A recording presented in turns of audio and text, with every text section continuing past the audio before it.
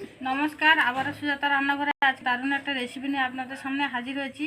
आजके आमि रान्ना करब এই যে এগুলো হচ্ছে চিকনি শাক বলে মাঠে হয়, এখন এগুলো বাগানে শাক।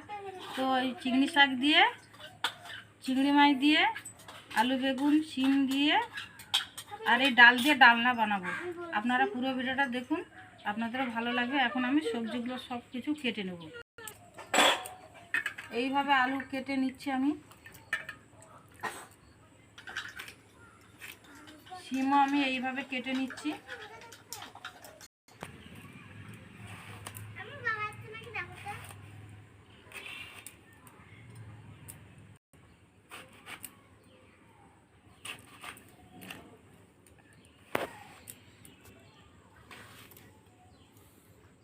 এইভাবে আমি সবজিগুলো কেটে নিয়েছি। এবার উনান ধরানো হয়ে গেছে, কড়া বসিয়ে দিয়েছি। এবার রান্নাটা করব। কিছুটা তেল দিয়ে দিচ্ছি চিংড়ি মাছটা ভাজার জন্য। দিয়ে দিচ্ছি চিংড়ি মাছে, তেলটাও গরম হয়ে গেছে, চিংড়ি মাছগুলো ভেজে নিচ্ছি।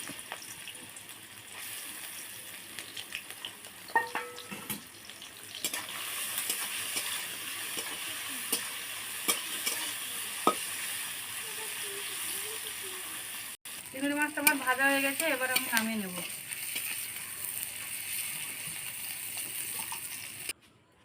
রান্না করার জন্য কড়াইতে কিছুটা আমি তেল দিয়ে দিচ্ছি, ফোড়ন দিয়ে দিচ্ছি।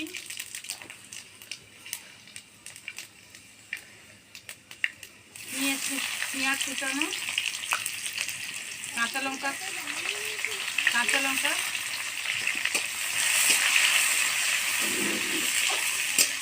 চিংড়ি শাক ভালো লাগে। চিংড়ি শাকে গুঁড়ো লঙ্কা বা বাটা লঙ্কাতে অতটা ভালো লাগে না। লাল লাল করে ভাজা হয়ে গেছে, এবার আমি ডাল দিয়ে দিচ্ছি। ডালটা আমি কিছু সময় ভিজিয়ে রেখে দিয়েছিলাম।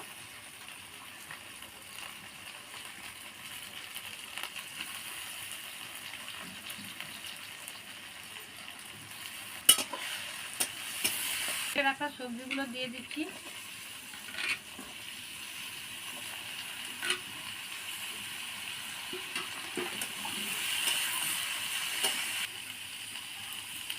দিয়ে দেবো 1 চামচ আর হাফ চামচ লবণ, 1.5 চামচ লবণ দিলাম।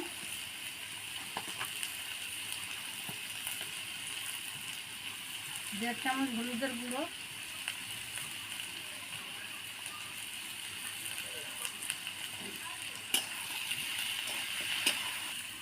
কিছু সময় আমি চাপা দিয়ে রাখবো।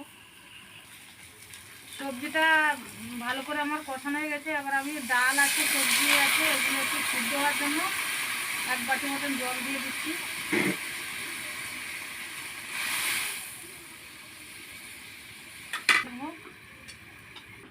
চাপাটা খুলে আরেকবার আমি দেখব।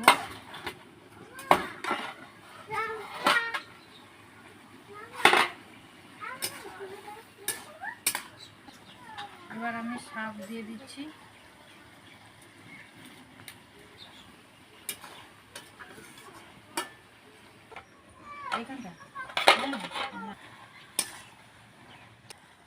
ভেজে রাখা চিংড়ি মাছগুলো দিয়ে দিচ্ছি।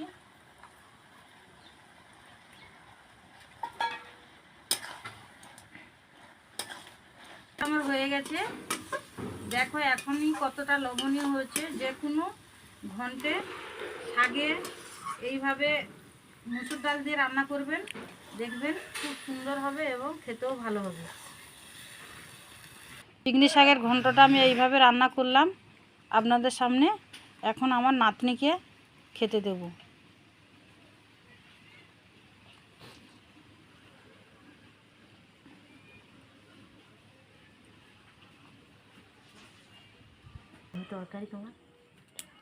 এই যে আমার নাতনি খেতে বসেছে, এই যে শাক দিচ্ছে। অনেক বাচ্চারা বাড়িতে শাক খেতে চায় না, তো আমার নাতনি শাক খায়, এর জন্য নে ভাই খা। আমি রান্না করেছি আজকে শাকের ঘন্ট, চিংড়ি মাছ তেঁতুল দিয়ে টক আর রুই মাছের ঝাল।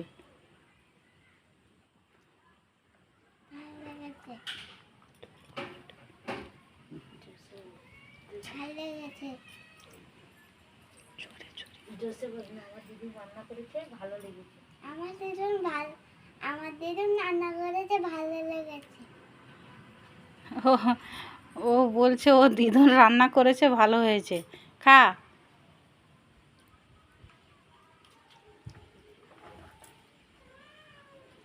তো এইভাবে আমি রান্নাটা করি। আপনাদের দেখে কেমন লাগলো? যদি ভিডিওটা আপনাদের ভালো লেগে থাকে তাহলে লাইক কমেন্ট শেয়ার করবেন। দেখা হচ্ছে পরের ভিডিওতে। সবাই ভালো থাকবেন, সুস্থ থাকবেন। নমস্কার।